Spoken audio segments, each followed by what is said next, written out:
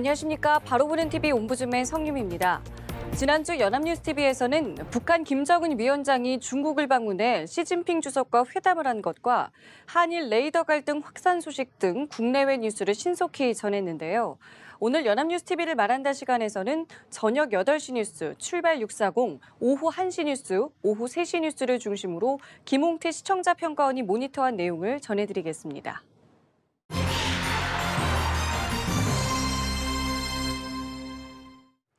연합뉴스TV는 지난주에 음주운전으로 인한 사망사고를 보도하면서 무면허 만취 상태로 뺑소니 사고를 낸 배우 손승원 씨의 구속 보도와 윤창호 사건 이후에 소위 윤창호법의 일부가 시행되고 있음에도 음주운전 교통사고가 끊이지 않고 있는 것을 보도했으며 조울증을 앓고 있는 30살 박모 씨가 서울 강북 삼성병원 진료실에서 진료를 받던 중 의사를 살해하여 구속이 되었다는 소식, 그리고 강원도 홍천강에서는 겨울 낚시 열기로 많은 인파가 북적이고 있는데요. 홍천강 꼼꼼축제 현장을 보도하였습니다. 이번 주 첫 소식은 소위 윤창호법의 일부가 시행되고 있음에도 음주운전으로 인한 사고가 끊이지 않고 있는 것에 대한 보도인데요. 작년 12월 31일자 뉴스20 보도에서는 윤창호법이 시행 중이지만 음주운전 사고가 끊이지 않고 있으며 경남 창원에서 만취한 20대 벤츠 운전자가 행인과 차량을 잇따라 들이받는 사고가 발생했음을 전했습니다.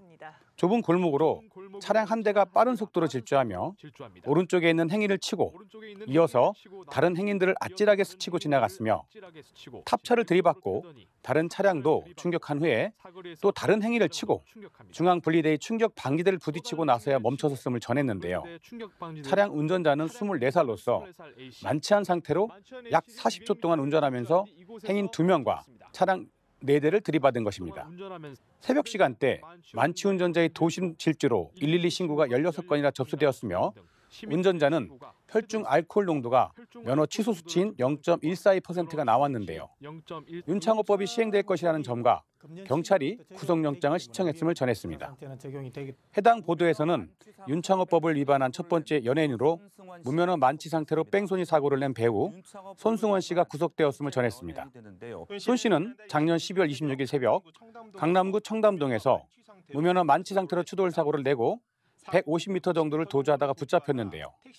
체포 당시 혈중 알코올 농도가 0.206%로 면허 취소 수준이었으며 사고로 피해 운전자를 운전하던 50대 대리기사와 함께 타고 있던 20대 차주가 부상을 입은 것으로 전해졌습니다. 경찰 조사 과정에서 손 씨가 이미 음주운전 전력이 3차례 있었다는 사실이 알려져 세간에 더 큰 충격을 준 것으로 보도되었는데요. 최근 윤창호법이 시행 중이고 음주운전에 대한 법원의 판결이 엄격해지는 추세인 만큼 구속과 함께 손 씨에게 실형이 선고될 가능성이 있음을 전했습니다. 해당 보도에서는 윤창호 사건 이후에도 음주운전 교통사고가 끊이지 않고 있다고 보도했는데요. 대검찰청에 따르면 검찰이 지난해 10월부터 11월까지 2달 동안 음주운전을 하거나 음주운전 사고를 일으킨 91명을 구속 기소하고 2,500여 명을 불구속 기소했음을 전하며 검찰이 끊이지 않는 음주운전 범죄를 근절하기 위해 구속수사 비율을 높이는 등 특단의 조치에 나설 방침임을 전했습니다.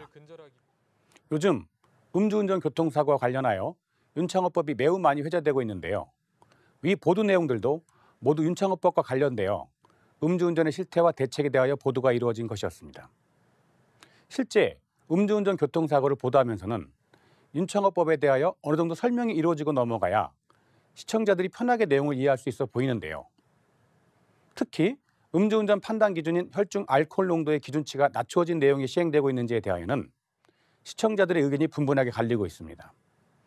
따라서 음주운전 관련 보도에서는 이러한 부분을 어느 정도는 설명해주고 사건을 보도했더라면 하는 아쉬움이 있었습니다. 윤창호법 관련하여 특정범죄 가중처벌법과 도로교통법 두 법률의 개정이 있었음을 전했으면 좋았을 것인데요. 특정범죄 가중처벌법 개정안은 2018년 12월 18일부터 시행되었고요. 음주운전으로 피해자를 사망에 이르게 한 경우에는 사형, 무기 또는 3년 이상의 징역에 처하도록 강화되어 있습니다. 음주운전 판단 기준인 혈중 알코올 농도를 0.05%에서 0.03%로 낮추는 내용이 골자인 도로교통법 개정안은 2018년 12월 7일 국회에서 통과되었으나 2019년 올해 6월 25일부터 시행되게 된다는 점도 함께 밝혔으면 좋았을 것입니다.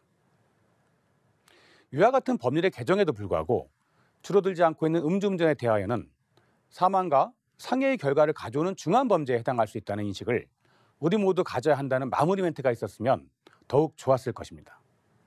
즉, 윤창호법에 대한 약간의 설명과 함께 음주운전이 가져오는 심각한 결과에 대한 강한 경고의 목소리가 해당 뉴스에서는 필요해 보였습니다. 지난주 조울증을 앓고 있던 30살 박모 씨가 서울 강북 삼성병원 진료실에서 진료를 받던 중 의사를 살해하여 구속이 되었다는 소식이 있었는데요. 이러한 사건이 벌어진 것과 여러 차례 약하지만 비슷한 사례가 발생하고 있었음에도 이를 막지 못한 것에 대하여 또 한 번 가슴 아픈 현실이 드러난 한 주였습니다. 해당 보도는 작년 12월 31일 서울 강북 삼성병원 의사 47살 임모 씨가 조울증 환자의 흉기에 찔려 사망했다는 소식이 있었음을 전하며 경찰이 의사를 살해한 피의자 30살 박모 씨에 대해 구속영장을 신청할 방침이며 경찰이 범행 동기와 경위 등을 물었지만 박 씨가 횡설수설을 하고 있어 조사에 어려움이 있음을 전했습니다. 박 씨는 조울증으로 불리는 양극성 장애를 앓아 과거 수차례 입원 치료 등을 받은 것으로 알려졌는데요. 범행 당시 박 씨는 길이 33cm의 흉기를 숨긴 채 진료실에 간 것으로 파악됐습니다. 임 씨는 흉기를 든 박 씨를 보고 진료실을 뛰쳐나왔지만 미끄러져 몸을 제대로 피하지 못한 채 수차례 찔렸고 2시간 만에 안타깝게 숨을 거뒀음을 전하며 경찰은 정확한 사인을 위해 부검영장도 신청할 계획인 것을 전했는데요. 경찰 관계자는 일각에서 제기된 심신미약 인정 여부는 법원이 결정한 일이라고 밝힌 것을 보도했습니다. 해당 보도에서는 살인을 한 피의자의 구속 소식을 전하며 숨진 고 임세원 교수는 마지막까지 다른 의료진을 대피시키기 위해 노력했다는 것과 서울중앙지법이 구속 사유와 필요성 등이 인정된다고 한 것을 전했습니다. 피의자 박 씨는 범행 동기를 묻는 취재진의 질문에 아무런 답변을 하지 않았음도 보도했습니다. 경찰 조사에서 박 씨는 범행 사실은 시인했지만 범행 동기에 대해선 횡설수설하고 있는 것으로 전해졌는데요. 이번 사건으로 위급 상황에서 의료진을 보호할 수 있는 안정장치가 필요하다는 목소리가 커지고 있으며 관련 법안 마련 움직임도 나오고 있습니다. 20여 년간 우울증과 불안장애 환자들을 돌본 임 교수는 사건 당시 급박한 상황에서도 간호사 대피를 위해 노력했다는 것과 피해자 유족들이 환자를 사랑했던 임 교수의 뜻을 잊지 말아달라고 말한 점도 전했습니다. 해당 보도들은 대형 병원에서 환자가 휘두른 흉기에 의사가 찔려 사망하는 사건을 전하고 있는데요. 이에 대하여는 비록 이보다 정도는 약하지만 의료진에게 위험한 상황이 발생하는 사건이 꾸준히 발생하고 있었기에 의료 관련 법률의 개정에 대한 목소리가 높았었다는 것과 응급의료에 관한 법률의 개정안이 사고 직전 27일 날 통과되었다는 점을 함께 보도했다면 좋았을 것입니다. 또한 이러한 법률로도 위와 같은 사태를 방지하기에는 미흡한 면이 있다는 점과 이와 비슷한 사건들이 이미 계속적으로 발생하고 있었음과 하지만 이에 대한 대비책이 미흡했다는 점도 짚고 갔다라면 하는 생각입니다.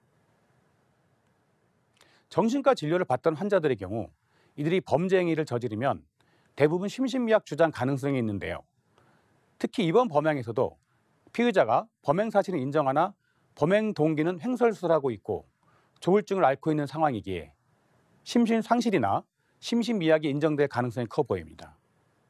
따라서 이러한 환자들을 진료하는 의료진에 대하여는 매우 강한 보호 조치가 필요한 것이 당연해 보임에도 그러한 것이 아직 법이나 실제 현실에서 이루어지지 못한 것에 대하여는 좀 강하게 짚고 넘어갔으면 하는 아쉬움이 있습니다. 이러한 현실을 인식하고 보완을 위해서는 병원의 보완을 강화해야 할 것으로 보이며 특히 응급실이나 정신질환자 치료의 경우에는 더욱 그러한 필요성이 커 보인다는 점도 언급되었으면 좋았을 것입니다. 요즘 곳곳에서 겨울철 축제가 한창인데요. 특히 홍천강의 겨울낚시 축제를 뉴스캐스터가 직접 현장을 찾아가서 보도하고 있습니다. 해당 보도는 새해 첫 주말 곳곳에서 겨울 축제가 한창임을 알리며 강원도에서 많은 인파로 북적이고 있는 홍천강 꽁꽁축제 현장을 보도했는데요. 뉴스캐스터가 직접 홍천강 축제 현장에 나가서 황금송어 한 마리를 잡았음도 전했습니다. 캐스터가 축제에 온 시민들과 인터뷰를 하며 현장감을 생생하게 전달했는데요.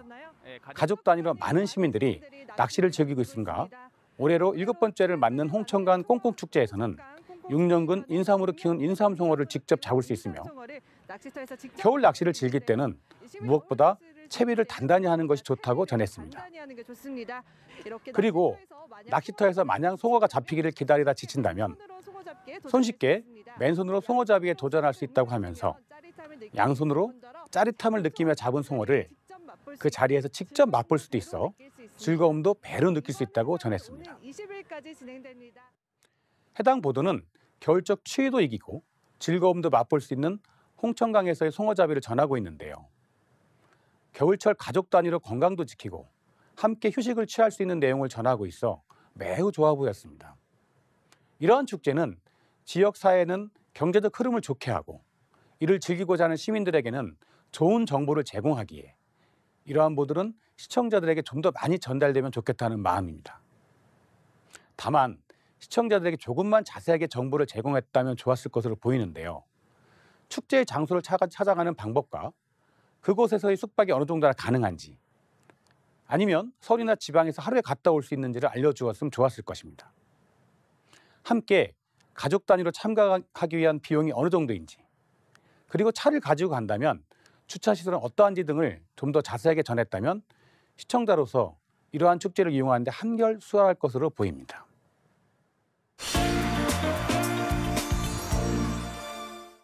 네, 이번 순서는 주말에 방영되는 제작 프로그램을 대학생의 시선으로 분석하고 평가한 내용을 들어보는 캠퍼스 TV 리포트 시간입니다. 이번 주는 경기대학교 호텔경영학과의 홍지선 학생 나와 있습니다. 안녕하세요. 안녕하세요. 자, 지난주에 어떤 프로그램 모니터하셨나요?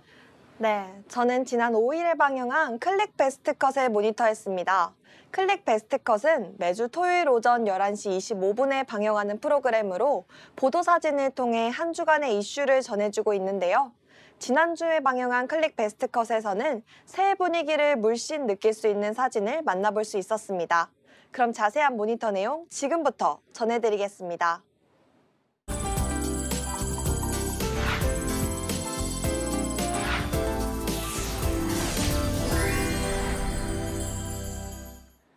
새해 첫 클릭 베스트 컷인 만큼 오프닝에서 새해 분위기를 물씬 느낄 수 있는 사진들을 준비했다는 사회부 김종성 기자의 말로 시작하였습니다. 그런 사진들을 준비해봤습니다. 첫 번째 사진의 제목은 종과 함께 울려 퍼진 희망이었습니다.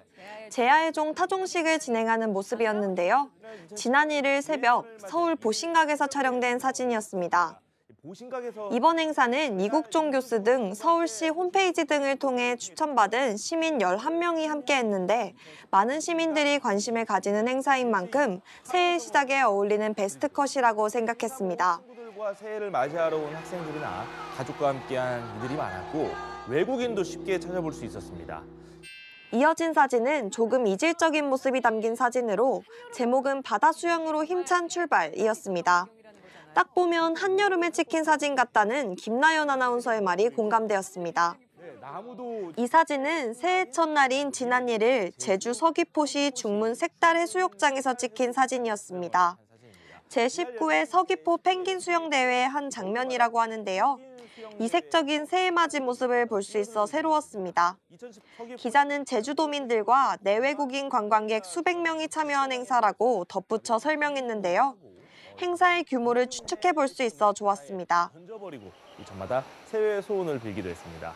다음 사진의 제목은 황금대지에 풍요 가득하길이었는데요. 등산복을 입은 문재인 대통령이 시민들에게 둘러싸여 있었습니다.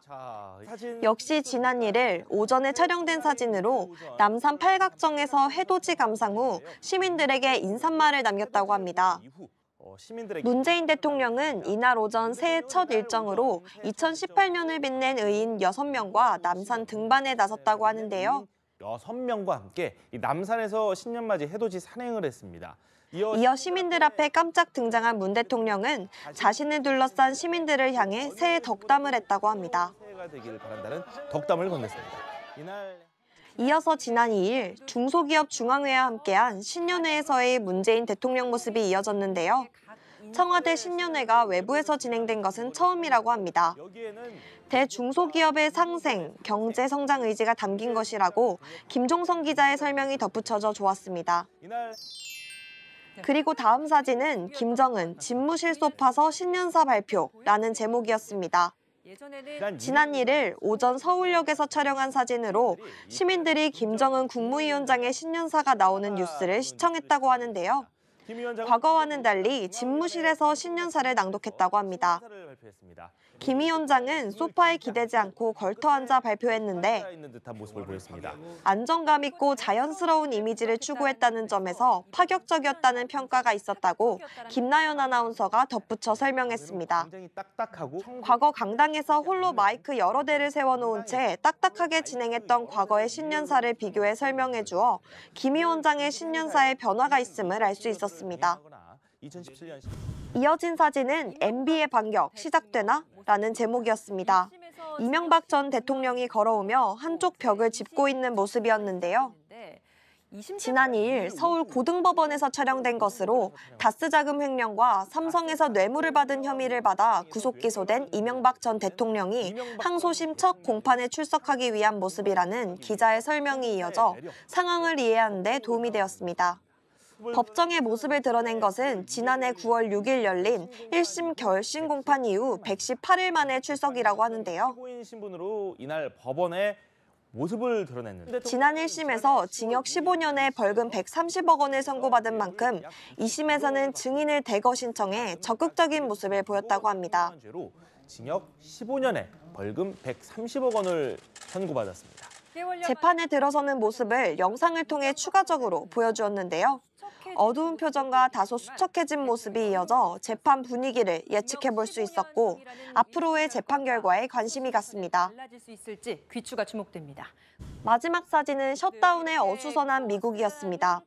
클로즈드라는 단어가 눈에 띈다는 아나운서의 말로 사진 설명을 시작했습니다. 지난 1일 미국 워싱턴 DC 국립기록보관소 앞에서 촬영되었다고 하는데요. 미국 정부의 셧다운 조치로 문을 닫은 모습이라고 합니다. 셧다운이 무엇인지 궁금해할 시청자들을 위해 김종성 기자의 간단한 설명이 이어져 내용을 이해하는 데 도움이 되었습니다. 연방정부 기관들이 예산이 배정되지 않아 일시적 폐쇄 조치를 취했다고 하는데요. 이번 셧다운으로 인해 관리가 되지 않는 국립공원은 넘쳐나는 쓰레기로 인해 비상사태라고 하는데요. 일부 관광객들이 쓰레기를 마구 버리면서 위생 문제가 커지고 있다고 합니다.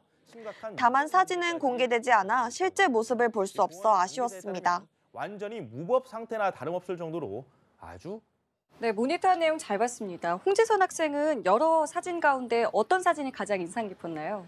네, 저는 바다 수영으로 힘찬 출발을 하는 제주도 색달해수욕장의 모습이 가장 인상 깊었는데요. 색다른 새해맞이 모습을 볼 수 있어 좋았고 사진을 보며 저도 힘찬 출발을 할 수 있겠다는 느낌을 받았습니다. 네, 알겠습니다. 지금까지 경희대학교 호텔경영학과의 홍지선 학생과 함께했습니다. 오늘 말씀 고맙습니다. 감사합니다.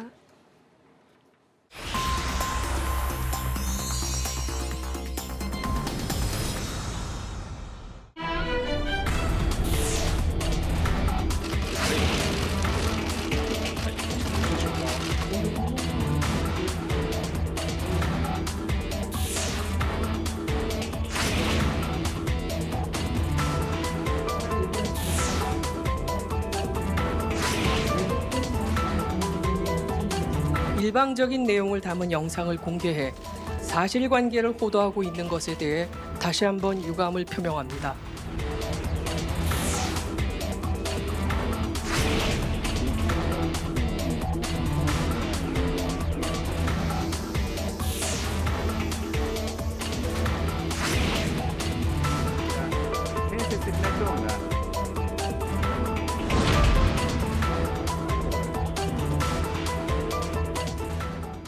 네, 우리 해군 함정이 일본 초계기를 화기관제 레이더로 조준했다는 주장으로 한일 간 레이더 공방이 계속되고 있습니다. 우리 정부는 일본 초계기가 위협 비행을 한 것을 사과해야 한다며 적극적인 대응에 나섰는데요. 오늘 TV와 비평 시간에는 이 한일 레이더 갈등에 대해서 지금 우리 언론과 일본 언론에서는 어떻게 보도하고 있는지 자세히 알아보도록 하겠습니다. 오늘 동아방송예술대 방송보도제작과의 정은희 교수 나오셨습니다. 안녕하세요. 안녕하십니까. 자, 먼저 이 한일 양국 간 레이더 파문이 계속해서 확대되고 있는 모습인데요. 먼저 이 논란이 불거진 경위를 좀 정리를 해주시고요. 여기에 우리 언론은 지금 어떻게 보도하고 있는지도 정리해 볼까요? 네. 이번 파문은 지난달 20일 우리 해군의 광개토 대왕함이 북한 선박에 대한 구조 활동을 벌이는 상황에서 일본 초계기가 지속적으로 근접 비행을 했었는데요. 이때 일본 방위성이 자국의 초계기를 향해서 우리 해군이 사격 레이더를 조사했다고 주장하면서 시작이 됐습니다.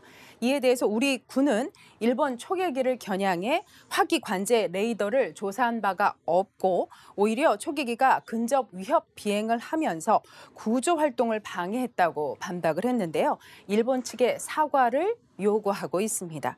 현재 일본이 레이더 논란과 관련해서 일방적인 주장을 거듭하고 있는 것에 대해 우리 국방부는 이를 반박하는 다국어 버전의 동영상을 유튜브에 게재하기도 했습니다. 우리 정치권에 대해서는 더불어민주당은 일본의 일방적인 주장이 계속되고 있는 것에 대해서 유감을 표명을 했고요. 자유한국당은 6일 한일 간 레이더 갈등에 대해 일본 정부를 겨냥을 해서 아베 총리가 군사력 증강 명분 얻기와 또 정치적 지지를 결집하려는 의도로 레이더 갈등을 조장하는 것을 즉각 중단할 것을 촉구하며 향후 군사적 도발 행위에 대해서 강력하게 대응할 것이라고 경고한다고 밝힌 바 있습니다. 이러한 상황에 대해서 우리 언론은 관심 있게 보도를 하고 있습니다. 경향신문은 조난어선 레이더 탐지까지 시비거리 되는 한일 관계라는 제목의 사설에서 한일 양국의 협력이 필요한 상황에서 오히려 거꾸로 가고 있다라고 평했습니다. 일본은 이치에 닿지 않는 한국 비난을 중단해야 하며 한국 측도 일본의 이번 사안을 충분히 설명할 필요가 있다라고 언급을 했고요. 조선일보도 최악 한일 관계 보여주는 레이더 논란이라는 사설에서 일본이 한국에 갖고 있는 악감정이 이번 일을 계기로 표출된 것으로 볼 수 있다면서 서로에게 이롭지 않다고 평했습니다. 과거사 문제와 북핵 등 당면한 현안을 구별해 이성적으로 대처할 필요가 있다라고 언급을 했습니다. 동아일보 사설은 1. 레이더 논란 키우지 말고 외교적으로 풀어야 한다라고 하면서 동아일보는 이번 논란은 통상의 우방국 사이라면 해명과 이해로 조용히 해결할 수 있으며 그렇게 하는 것이 마땅한 사안이라고 언급을 했습니다. 네, 이 말씀해 주신 것처럼 일본 측의 주장에 지금 우리 정부도 맞대응에 나선 상황인데요. 네. 이번 공방이 어떤 식으로 전개가 됐는지 또 여기에 대해서 우리 언론은 어떻게 이야기를 하고 있는지도 정리해 주시죠. 네. 일본 정부의 입장을 보면 일본 정부가 한일 간 레이더 갈등과 관련해서 자국 해상 자위대 초계기가 우리 해군으로부터 화기 관제 레이더의 조사를 받았다는 사실을 뒷받침하는 증거로서 전파 기록을 교환하는 방안을 검토하고 있다는 보도가 있었습니다. 보도에 따르면 이와야 다케시 방위장관은 8일 기자회견에서 레이더 전파 데이터를 보면 조사를 받았다는 것은 유감이지만 사실이라면서 한일 간 협의를 진전시키기 위해서 상호 간에 기밀 사항으로 한 상태에서 관련 정보를 교환할 수 있다고 말했습니다. 이와야 장관은 이번 갈등과 관련해서 미국 측에 중재 요청 가능성도 있다라고 시사를 했는데요. 그는 자민당에서 미국의 중재가 필요하다는 의견이 나오고 있다는 것과 관련해서 한미일 방위 당국 간 연대는 대단히 중요하기 때문에 미국의 협력도 받을 생각이 있다라는 언급을 했다고 보도가 있었습니다. 일본 정부 대변인인 스가 요시히데 관방장관도 한 방송에서 자민당 내에서 전파 기록을 증거로 제시하자는 의견이 있다며 하나의 방안으로 검토해 볼 수 있지 않을까 생각한다고 언급을 한 바 있습니다. 그는 한일 사이에서 확실한 것을 보여주면서 협상을 진전시켜 나가는 것이 중요하다고 덧붙였습니다. 한편 미국 측은 현재 한일 레이더 갈등을 중재하는 데에 별다른 관심을 보이고 있지 않다라는 보도도 있었습니다. 이에 대해 우리 국방부는 한일 국방 당국 간의 사실 확인을 위해서 계속 실무 협의를 하자는 합의에도 불구하고 일본이 동영상을 공개하고 또 고위 당국자까지 나서서 일방적 주장을 되풀이하고 있는 것에 대해서 깊은 유감을 표명한다라고 말했었는데요. 국방부가 언급한 고위 당국자는 아베 신조 일본 총리로 해석된다고 언론은 보도하고 있습니다. 아베 총리는 TV 아사히와의 인터뷰에서 화기 관제 레이더의 조사는 위험한 행위로 한국이 재발 방지책을 확실히 해주기를 바란다고 언급을 했었습니다. 국방부는 일본 측이 공개한 동영상에서 보듯이 당시 우방국 함정이 공해상에서 조난 어선을 구조하고 있는 인도적인 상황에서 일본 초계기가 저공 위협 비행을 한 행위 자체가 매우 위험한 행위라고 하면서 우리 함정은 일본 초계기를 향해서 추적 레이더를 가동하지 않았다고 밝혔습니다. 언론은 이에 대해서 상세히 보도하고 있습니다. 네, 그런데요. 일본의 이러한 대응이 아베 신조 일본 총리가 일본 내 보수층을 결집시키기 위해서 일부러 그런 것 아니냐라는 분석도 나오고 있습니다. 지금 일본 언론의 반응은 좀 어떻습니까? 네, 일본 정부가 한국 정부의 반발에도 불구하고 레이더 동영상을 공개한 것은 아베 신조 일본 총리의 결정에 따른 것이라고 일본 언론들이 보도를 했습니다. 산케이 신문과 마이니치 신문 또 도쿄 신문 등에 따르면 아베 총리는 지난 27일 이와야 다케시 일본 방위상을 총리 관저에서 비공식적으로 불러서 해당 동영상 공개를 지시했다고 합니다.